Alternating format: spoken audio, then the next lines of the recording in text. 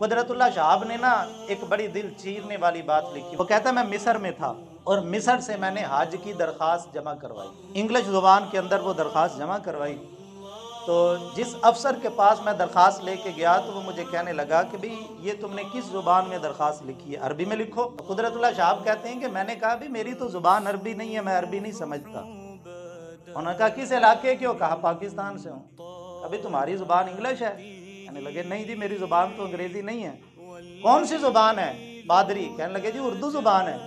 कहने लगे उर्दू जुबान तुम्हारी मादरी जुबान है, फिर अंग्रेजी के साथ तुम्हारा क्या रिश्ता है? तो कुदरतुल्लाह शाहब कहता है जब उसने पूछा ना अंग्रेजी से तुम्हारा रिश्ता क्या है, कहने लगा सिवाय इसके मेरी जुबान पे कोई लफ्ज नहीं था, भी गुलामी का रिश्ता है।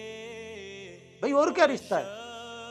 ना हमारी सरकारी जुबान है ना हमारी मादरी जुबान है।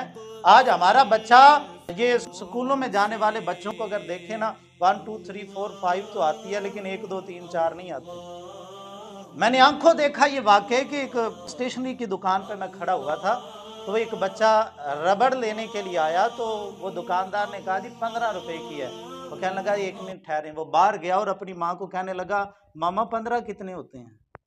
फिर ये गुलामी का रिश्ता नहीं है तो और क्या रिश्ता है?